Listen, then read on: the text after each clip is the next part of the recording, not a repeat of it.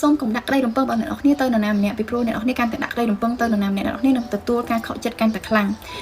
ដោយសារតែអ្វីអ្នកនរគ្នាត្រូវធ្វើគឺមិនមែនជាការទទួលបានពីនរណាម្នាក់ទេប៉ុន្តែវាគួរតែជាការផ្ដល់ឲ្យទៅអ្នកដែលនៅជុំវិញខ្លួនអ្នកឬក៏មនុស្សដែលអ្នកស្រឡាញ់វិញដូច្នេះគួរតែចាប់ផ្ដើមនៅការផ្ដល់ឲ្យជានៅការរំពឹងពីនរណាម្នាក់ទៅលើអ្វីដែលអ្នកគ្នាចង់បានមានន័យថាបើសិនអ្នកគ្នាចង់ឲ្យនរណាម្នាក់ធ្វើអ្វីដែលអ្នកគ្នា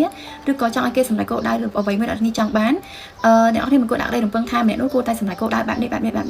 ត់គួរតែធ្វើបានដល់កម្រិតប៉ុណ្នេះប៉ុន្តែបើសិនជាគេធ្វើឲ្យបានដល់កម្រិតដែលយើងរំពឹងយើងនឹងខកចិត្តអញ្ចឹងអ្វីដែលយើងត្រូវធ្វើគឺយើងអត់គួរដាក់ក្តីរំពឹងទៅដល់គាត់ខ្ពស់ពេកទេប៉ុន្តែអ្វីដែលយើងត្រូវធ្វើវិញគឺយើងត្រូវតែផ្ដល់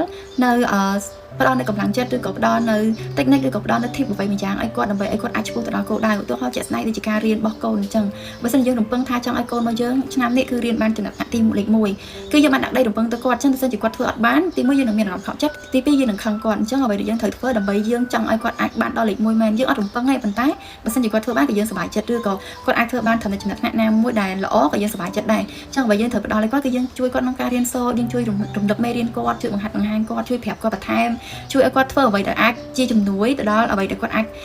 ទៅដល់ចំណាត់ថ្នាក់លេខ1ឬក៏ទៅដល់ចំណាត់ថ្នាក់មួយដែលល្អសម្រាប់តែយើងគិតថាប៉ុណ្ណឹងគឺស័ក្តិសមនឹងគាត់ទទួលបានហើយប៉ុន្តែយើងអត់ព្យាយាមដាក់ក្តីរំពឹងទៅលើគាត់ទេយើងគួរតែព្យាយាមផ្ដល់នៅចំណុចល្អៗឲ្យគាត់វិញអញ្ចឹងតួយ៉ាងដូចរឿងរស់នៅប្រចាំថ្ងៃអញ្ចឹងបើសិនជាយើងដាក់ក្តីរំពឹងទៅនរណាម្នាក់គេ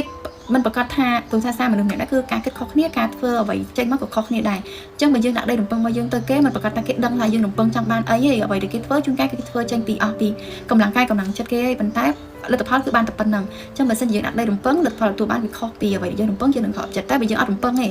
យើងគ្រាន់តែគិតថាគាត់អាចនឹងបានប៉ុណ្្នឹងបើសិនជាយើងអាចផ្ដល់អ្វីដែលជំនួយដល់គាត់បានបើគាត់អាចទៅដល់គោលដៅដែលយើងចង់បានក៏ល្អតែបើគាត់អាចបានធំពាក់កណ្ដាលដែលយើងចង់បានក៏ជារឿងល្អដែរ